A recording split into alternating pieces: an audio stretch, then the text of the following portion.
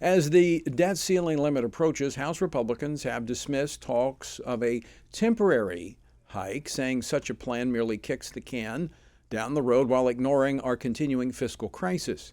Democrats have internally discussed their own plans, which range from the unlikely, an end run around Congress altogether, to the ridiculous minting a $1 trillion coin.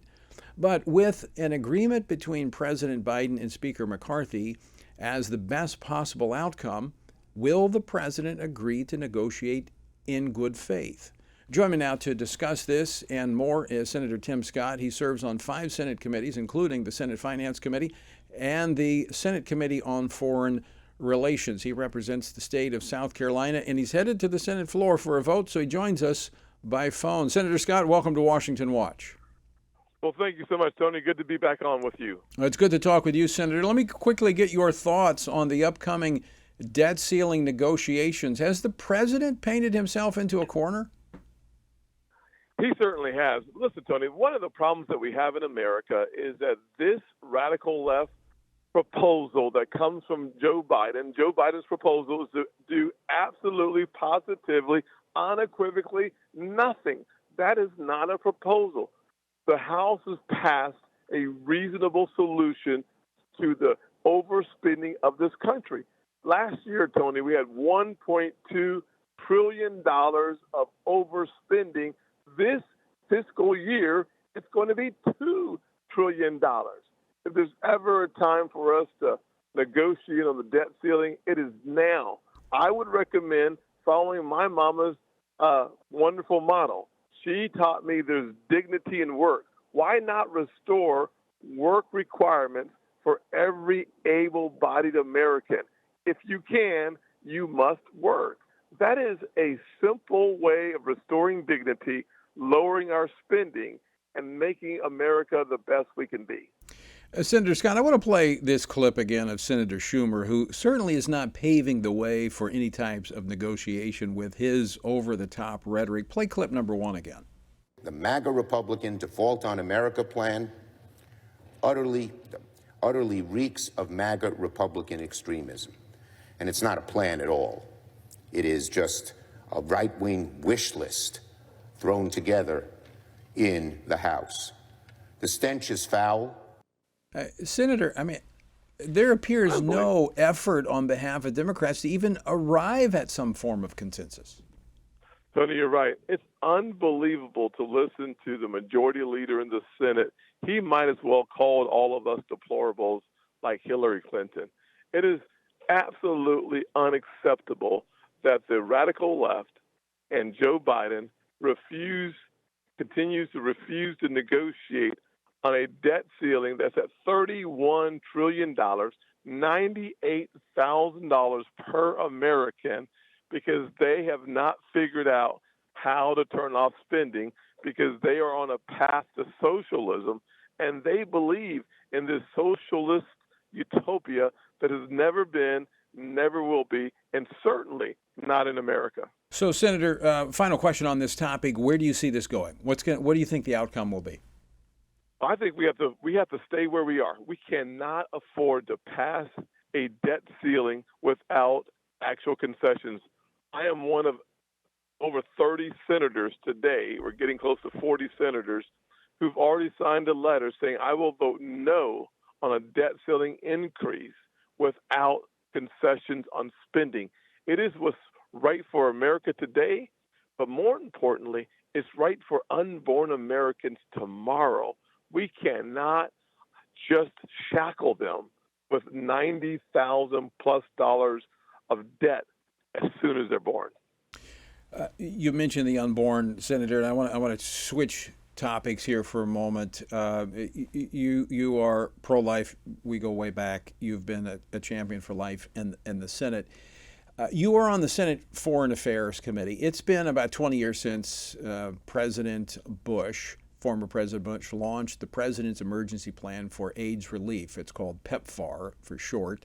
saying, quote, seldom has history offered the opportunity to do so much for so many, is what he said back then. And it has saved countless lives. So we've been supportive of it. But there's a growing concern that the Biden administration will turn this opportunity to help into a political weapon to promote abortion and their radical gender ideology internationally. Tell us where this stands in the committee.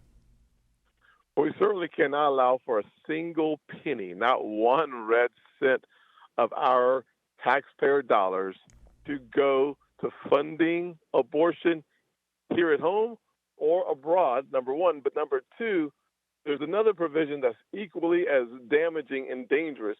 We cannot even allow for a penny to be used to advertise, market, or suggest abortions with American tax dollars. That is what we are fighting to make sure does not happen. I think we will be successful, but it's going to take a lot of hard work. And thank God for what you do and all those who support the common sense approach that we call American values. Creating a culture of life takes all of us. It's not just the PEPFAR funding as we talk about it today. It's every other iteration that comes before Congress that suggests that getting rid of the Hyde Amendment is okay. We cannot use taxpayer dollars ever to fund abortion. And we cannot step back for one moment because they are relentless in their push of abortion and this radical gender ideology. So how can our listeners and our viewers be helpful on this, as this is right now real time taking place in the Senate? Well, the first thing you could do is call every member of the U.S. Senate. Make sure that those of us who are pro-life, we hear from our pro-life advocates and folks, but we also need to call our Democrat offices as well, and to make sure that they understand the importance of this issue from our perspective. We cannot allow any taxpayer funds to be used in any way with abortion. If we call their offices, if we show up and have that conversation, we'll win this fight. There's no question about that. And so, folks, I know this is kind of deep in the weeds, PEPFAR. It's not something we talk about every day here, but this is how the left is working, pushing their agenda of abortion and radical sexual gender ideology into everything. So, real simple, call your two senators and say, make sure PEPFAR, which was a good program initially, does not fund abortion. We'll talk more about that a little bit later in the program. Senator, before we run out of time, the momentum on life, we continue to see this at the state level across the country, but is there still something that needs to be done here in Washington? It's not just a state's issue. Well, absolutely. The bottom line, I would say, Tony, you and I agree on this, that life is valuable. The intrinsic value of life comes from God. That's why I'm 100% pro-life conservative. It's why I have a 100% pro-life voting record. The challenge that we have today is that the radical left, they're literally willing to allow for abortions the day of birth. Yeah. That radical position has to be blocked. And one of the ways that we block it is by allowing some limitation from the federal government.